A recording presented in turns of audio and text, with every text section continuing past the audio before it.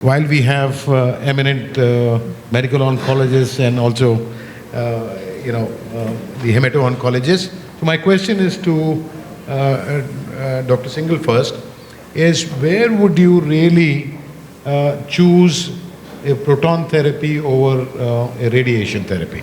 In your, I'm sorry for this question, but then for audience, because they'll go back and they would want to know.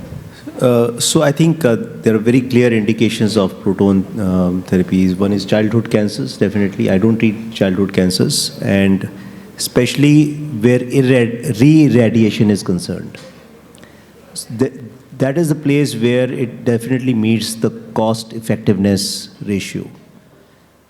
Because of the cost constraints, we are not able to advise it to everybody, but if, say, the proton was available at the same cost as the photon, then perhaps we'll be doing proton for everyone. But that's not the case. Right. But certainly where re-irradiation is concerned, we definitely take opinion of proton colleagues at that point in time. Right. So and somebody who has received radiation in the past, and somebody where radiation is being done in a curative setting, not usually in palliative settings where,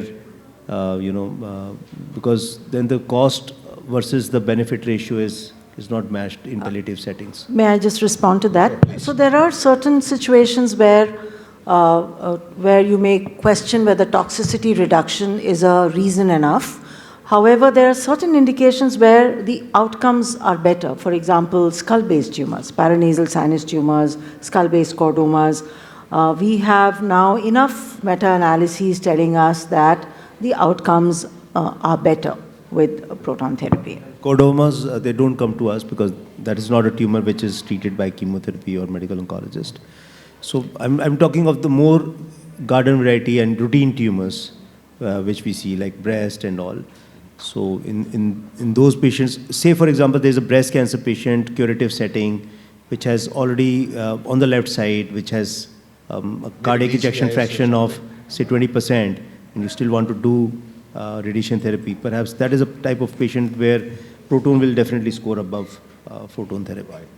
And Dr. Bhargav, any of your patients you feel in liquid cancer, so to say, if it's not the solid tumors, you would need a proton therapy at any stage?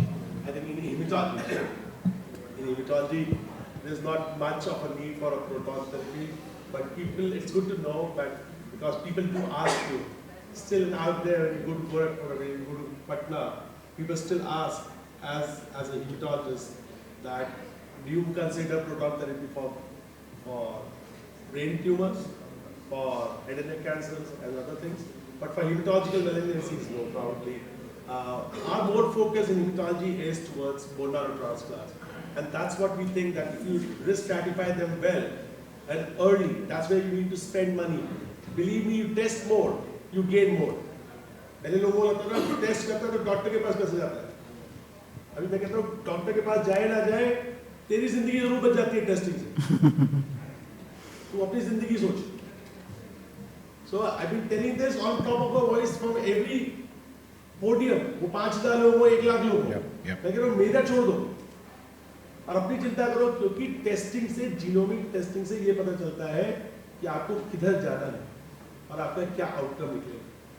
So that's what in hematology, basically not much of proton therapy, but it is exciting to know that these technologies exist so that tomorrow if they become less expensive, they provide you with a better care and the outcomes and less side effects. किसको side effect चाहिए?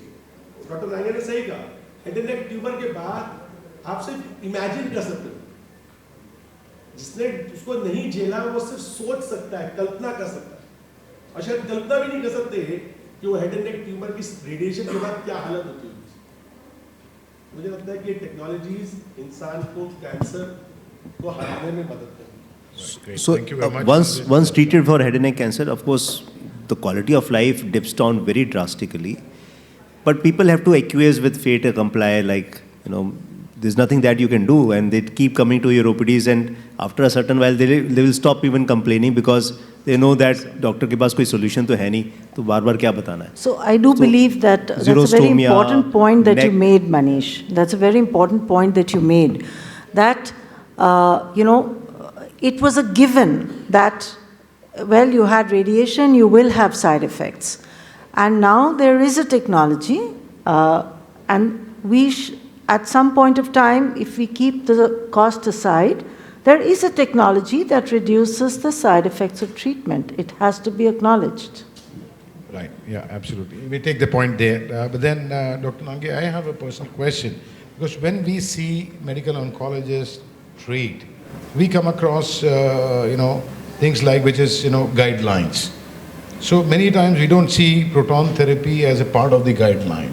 Even in few cases, oncologists here would agree that at times, even in centers, we don't get, approvals for immunotherapies or few frontier, applications which we have on newer novel therapies in our, let's say, with the public sector undertaking and so on, because of its cost prohibitive and so on. But at the same time, talking technically, we have been given to understand, please, we'd like to know your viewpoint, is that usually it is when you have normal tissues in close proximity to the target which we are looking at, which is tumors or lesions, that is the time we have to look for something like proton, and it's not otherwise. So, as I said, it's colored by the cost. Otherwise, who would like their mucosa irradiated? Why would I want to get my buccal mucosa and my throat mucosa irradiated if I could avoid it? But yes, at present it is colored by cost, and that is worldwide. However, having said that, there are certain situations where it has made it to the guidelines. For example, the NCCN guidelines for certain thoracic tumors, like thymomas, already talk about proton. Paranasal sinuses, pancreas also, they talk about proton. Hepatocellular carcinoma, I'm not sure it's made it to the guidelines in the West, but in Japan, Korea, where hepatocellular carcinoma is a major public health issue, they are the most common cancers that are treated with proton. And sir, it is definitely making way into the NCCN guidelines. So that's also. what I think, Dr. Nagia, I'll pick up from a statement from a talk, that proton therapy is going to be the futuristic radiation therapy. But then I have one last question while we were looking at people, I was speaking to them. There's a question that came up from the audience. I don't know if that gentleman is here. But then the proton therapy treatment, people think that it also generates neutrons as byproducts.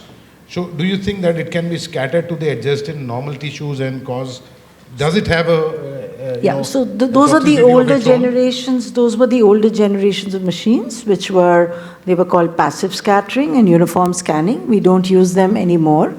They are still there in certain centers in the West, because older machines which are like 20, 30 years older are still being used.